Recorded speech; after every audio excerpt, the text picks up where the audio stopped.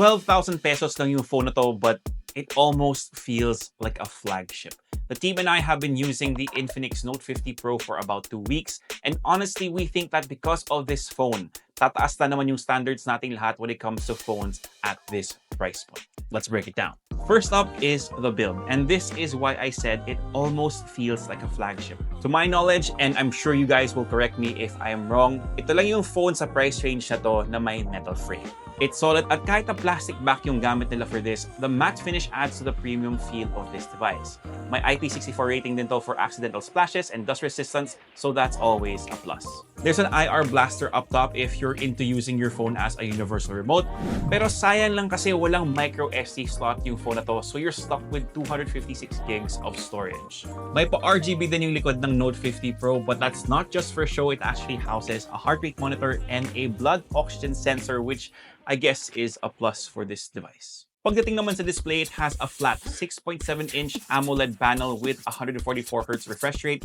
Yes, you heard that right, 144Hz on a budget device. Pareho lang sila ng panel na gamit ng Note 50 Pro Plus, which we will talk about in a later video, but the colors pop, blacks are deep, and scrolling is buttery smooth. I also like the move to the flat display on this instead of the curved one last time kasi at this point parang doon na bumabalik yung display trends, but I also think that it adds to the overall vibe of the phone.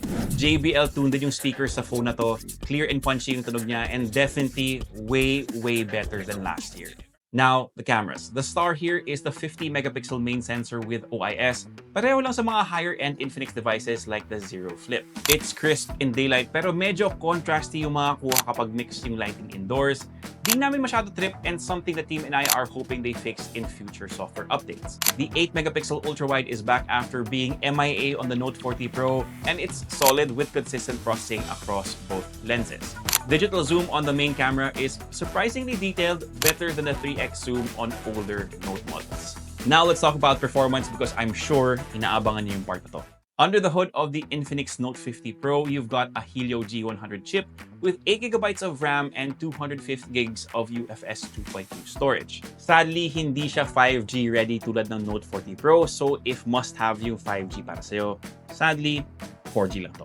But it can handle daily tasks like a champ, and gaming, Call of Duty mobiles run smooth on medium settings. Skill issue na lang, and I do apologize for this Tito's potato in.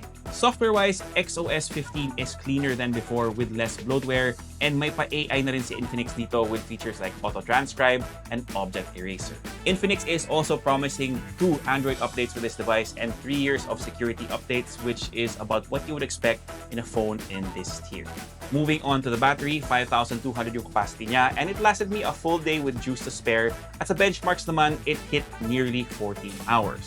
Wild din yung charging speeds niya, 90-watt wired and 30 watts wireless, and it can top up this phone in less than an hour. So yes, that is faster than some flagships. So what's the verdict? Should you consider the Infinix Note 50 Pro?